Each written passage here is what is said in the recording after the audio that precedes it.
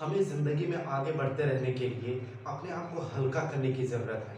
ठीक वैसे ही जैसे आपको दौड़ने के लिए हल्का होने की ज़रूरत है। एक मोटा आदमी जो बहुत ही भारी भरकम शरीर लेकर के बहुत दूर तक नहीं दौड़ सकता, बल्कि वो दौड़ ही नहीं सकता। उसे रोज़ इवनिंग वॉक करना पड़ता है, वो भी नहीं कर पाता। ठीक उसी तरह हमें अपना दिमाग, अपना मस्तिष्क जितना ज़्यादा खाली रख सकते हैं, खाली मतलब बैल बुद्धि नहीं, खाली मतलब अनलोडेड, टेंशन से फ्री, स्ट्रेस फ्री।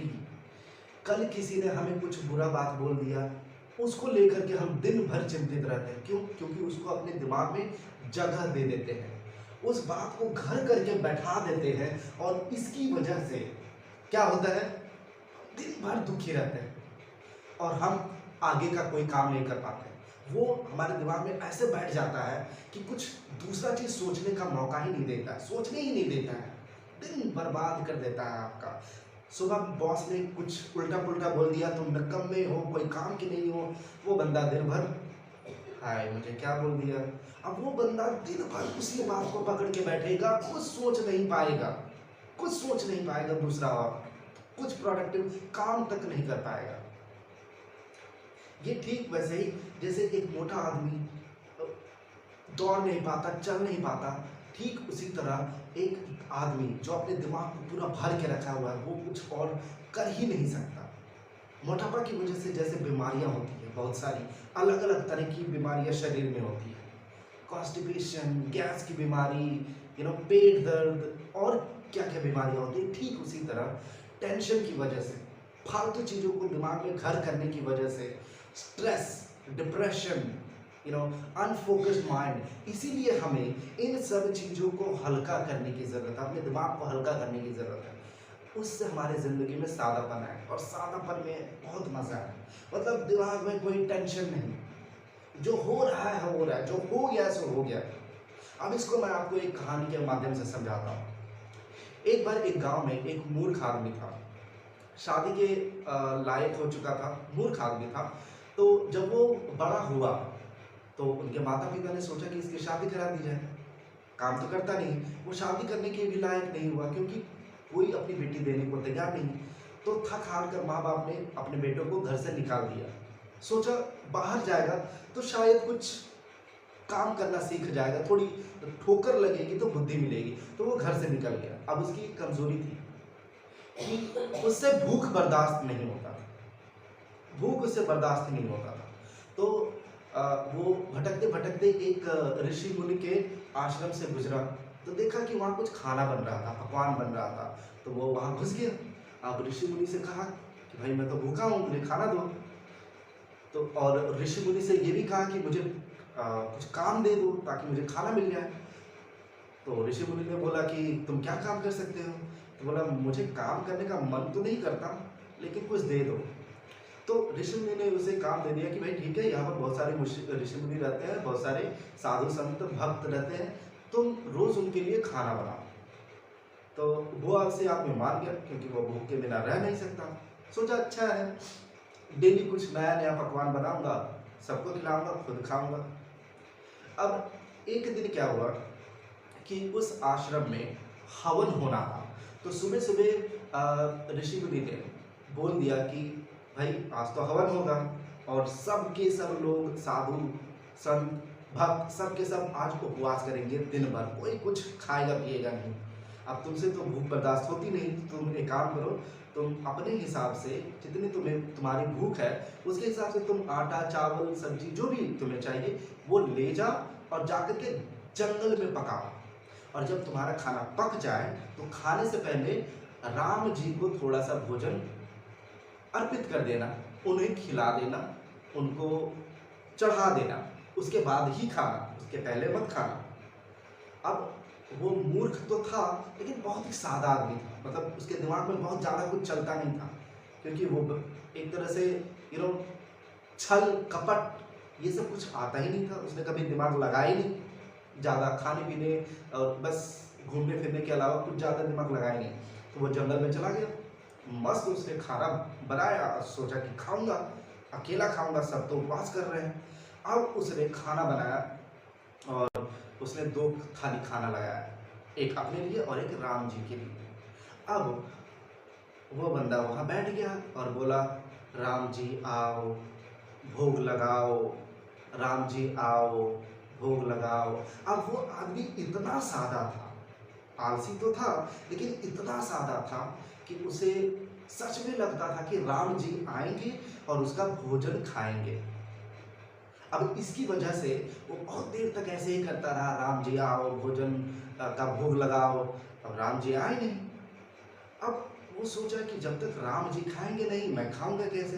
तो उसने शिकायत करना शुरू कर दिया कि राम जी आओ, इतना देर क्यों लगा रहे हो, तुम नहीं खाओगे तो मैं कैसे खाऊंगा, और तुम्हारे खाए बिना मैं खा लूंगा तो फिर गुरु जी नाराज हो जाएंगे, इसलिए कृपया आओ। अब इस बात को राम जी जहाँ भी थे, राम जी देख रहे थे इस लीला को, और वे मुस्कुरा रहे थे। इस भक्त, अब इसे भक्त कहो, मूर्ख कहो, आलसी कहो, सादापन कहो, जो भी कहो, इसकी इस सादेपन को देख करके वो बहुत मुस्कुरा रहे थे कि ऐसा भी कोई होता है कि एक्चुअली में कोई मेरे लिए इंतजार कर रहा है कि मैं भोग लगाऊंगा तभी वो खाएगा। तो राम जी थोड़ा और वेट किए। जब उसका वो बंदा बहुत ही ज़्यादा आतुर हो गया कि नहीं राम जी आओ, जल्दी आओ, बहुत भूख लगी है, तो राम जी ने उसके साथ एक और लीला रची। उस आदमी ने तो बुलाया राम जी को। अब राम जी आए सीता जी के साथ, अकेले नहीं आए, सीता माता के साथ आए। अब वो उसने दो थाली खाना लगाया था, एक अपने लिए, एक राम जी के लिए कि राम जी खाएंगे तो मैं खाऊंगा। अब आए वो सीता माता को लेकर के। अब ये देख करके वो भोला भाला आदमी बोला, ठीक है, अब आप आए हो सीता माता को लेके तो ठीक है, आप दोनों खा लो, आज मैं उपवास ही रह लूँगा, नहीं खाऊंगा कुछ, क्योंकि जितना लाया था उतना पकाया, अब कुछ है नहीं। तो राम भगवान और सीता माता ने दोनों भोजन कर लिए और चले गए। अब ये जो आश्रम में हवन होना था वो 3-4 दिनों का था।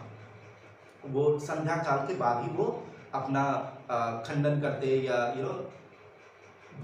भोजन का स्वाद लेते या अपनी भूख मिटाते। अब दूसरे दिन क्या हुआ कि फिर से बोला कि भाई ऋषि जी, आप मुझे 2 आदमी का नहीं, 3 आदमी का भोजन दीजिए, एक मेरे लिए, एक राम जी के लिए और एक सीता माता के लिए, क्योंकि वो अकेले नहीं आते, सीता माता को लेके आते हैं। तो इस बात पे ऋषि मुनि को थोड़ा आश्चर्य हुआ कि ये क्या बोल रहा है। फिर भी उन्होंने ध्यान नहीं दिया, शायद से इसका भूख बढ़ गया होगा, इसका लालच बढ़ गया होगा, इसलिए ये डबल डबल खाना चाहता है, एक राम जी को चढ़ाएगा और 2 आदमी का खाना अकेले खाएगा। ऐसा सोच के उन्होंने बोला ठीक है, उतना ले लो राशन। लेकर के फिर जंगल गया, फिर उसने मज़े से खाना बनाया, अच्छा अच्छा खाना बनाया, फिर 3 थाली में परोसा। सोचा कि इस बार भी राम जी के साथ सीता माता आएंगे और एक थाली खुद के लिए। फिर से बोलने लगे, राम जी आओ, भोग लगाओ, राम जी आओ, भोग लगाओ। तो इस बार राम जी तुरंत आने के लिए राजी हो गए। लेकिन एक और लीला रची, राम जी अकेले नहीं आए, सीता माता और साथ साथ लक्ष्मण भगवान को भी लेकर आए, 3 लोग आ गए। अब इस पर आज भी वो गुस्सा हो गया, भोला भाला आदमी बोला, क्या राम जी, कल आप 2 आए थे, इसलिए मैंने 3 थाली आज लगाया कि आप 2 रहेंगे, मैं 1 रहूँगा। ठीक है, कोई बात नहीं, आप खा लो। तो 3 थाली राम, लक्ष्मण और सीता माता ने खा लिया और चले गए। अब तीसरा दिन ये भोला भाला आदमी ये सोचा, चलो वो 3 आते हैं, मैं 1 हूँ, तो क्यों ना 4 लोगों का खाना बनाते हैं। अब इस बात पर वो ऋषि मुनि को कहा कि पहले दिन तो वो 1 आए, एक नहीं, 1 की जगह 2 आए, और दूसरे दिन 2 की जगह 3 आए। अब हम लोग 4 हो गए हैं, तो आप मुझे 4 लोगों का राशन दीजिए। इस पर ऋषि मुनि को शक हुआ कि भाई ठीक है, कोई आदमी कितना भी खाए, पी हो जाए तो 1 से ज़्यादा 2 आदमी का खाना खा सकता है, 4 आदमी का खाना बनाना मतलब कहीं ये जाकर के राशन बेचता तो नहीं है। अब ऋषि मुनि को जब शक हुआ तो उन्होंने ज़्यादा कुछ बोला नहीं, बोला ठीक है भाई, तुम्हें जो लगता है अपने हिसाब से राशन ले जाओ। अब राशन ले गया। अब ऋषि मुनि खुद यज्ञ के पहले वो चले गए देखने के लिए कि ये बंदा करता क्या है जंगल में जाके, कहीं बेच तो नहीं देता है। अब ये बंदा वहाँ पर गया जंगल में, आग वगैरह सब आग लगाई और सब रख दिया। उसके बाद उसने सोचा कि मैं फिर से खाना बनाऊंगा। आज 4 लोगों का खाना बनाया है, राम लक्ष्मण सीता और मेरा, पता नहीं 5 आ जाए 6 आ जाए, किसको पता। तो इन्होंने क्या किया, इस भोले भाले आदमी ने, इसने बोला कि चलो आज मैं पहले बुला लेता हूँ, उसके बाद खाना बनाऊँ। तो इसने बोला राम जी आओ भोग लगाओ। तो इस बार राम जी ने इस बार और भी बड़ी लीला रची। इस बार 4 लोग आ गए, राम लक्ष्मण सीता और हनुमान जी को लेकर के। तो इस पर भड़क गया वो आदमी, क्या राम जी आप 3 आदमी बोल करके 4 आ जाते हो, अब मैं आज भी भूखा रहूंगा, तीसरा दिन भूखा रहूंगा, मुझसे भूख बर्दाश्त नहीं होती है, जाओ आप ही खाना बनाओ। मतलब इतना सारा आदमी था। अब इस पर राम जी और सीता माता मुस्कुराए और सीता माता ने कहा कोई बात नहीं, तुम आराम से बैठो, मैं खाना बनाती हूँ। सीता माता ने खाना बनाया सबके लिए और सब कोई मिल बांट के खा रहे थे। तभी ऋषि मुनि दूर से देख रहे थे। अब ऋषि मुनि ने इस भोले वाले आदमी को बुलाया और बोला ये तुम कर क्या रहे हो, तुमने खाना इतना सारा बना के रखा है, तुम अकेले हो, 4 आदमी का खाना कैसे खाओगे। तो इस पर उसने बोला गुरुजी वहाँ तो बैठे हैं 4, 4 तो वही हैं, मैं तो 5वां हूँ। बोले कौन 4, राम लक्ष्मण सीता हनुमान जी, वो तो 4 हैं। तो बोले कहाँ है वो क्या सामने बैठे हैं, वो देखिए भोजन कर रहे हैं, आपको नहीं दिख रहा है गुरुजी, मुझे तो साफ साफ दिख रहा है, मेरे साथ बातचीत करते हैं वो। अब इतने में गुरुदेव समझ गए कि शायद ये सही बोल रहा है। तो ये बोला कि अपने राम जी के पास जाओ और उन्हें कहो कि वो मुझे क्यों दर्शन नहीं दे रहे हैं। इस पर ये भोला भाला आदमी दौड़ते दौड़ते श्री राम भगवान के पास गया और बोला श्री राम जी मैं आपसे विनती करता हूँ, आज आप मेरे साथ बैठकर खाना खा रहे हैं, ये सिर्फ मेरे गुरुदेव की वजह से है, आप मुझे दिख रहे हैं, मेरे गुरुदेव को क्यों नहीं दिख रहे। तो इस पर श्री राम जी ने कहा क्योंकि तुम बहुत सादा हो, तुम्हारे दिलो दिमाग में कोई छल कपट ईर्ष्या जलन कुछ नहीं है, और मैं ऐसे ही दिलों में वास करता हूँ, मैं ऐसे ही लोगों को दिखाई देता हूँ। तो इस पर उस आदमी ने विनती की श्री राम जी से और कहा मेरे गुरुदेव को भी दर्शन दे दो। और इस बात पर श्री राम जी सीता लक्ष्मण और हनुमान जी ने सब ने मिल करके उस ऋषि मुनि को भी दर्शन दिया और फिर वो चले गए।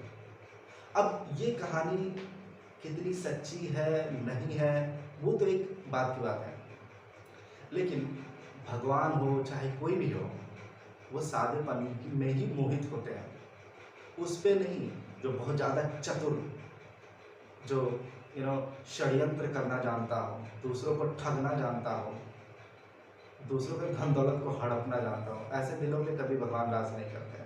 चाहे आप किसी भी धर्म के हो, अल्लाह को मानो, जीसस को मानो, भगवान को मानो, ऐसे दिलों पर कभी भी आपके भगवान ऐसे दिल में कभी भी नहीं बसते। इसलिए अपनी ज़िंदगी को सादा रखो।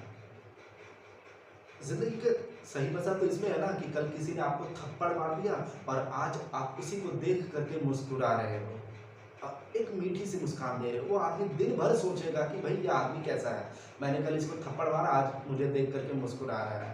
वो दिन भर तुम्हारे बारे में सोचेगा, गिल्ट महसूस करेगा और वो सोचेगा भाई ये कितना सादा आदमी है, मतलब इसे कुछ दुख ही नहीं हुआ कि मैंने उसको थप्पड़ मारा। This is the power of simplicity. ये सादापन। अपनी जिंदगी को सादा रखो, हल्का फुल्का रखो, बहुत आगे जाओगे।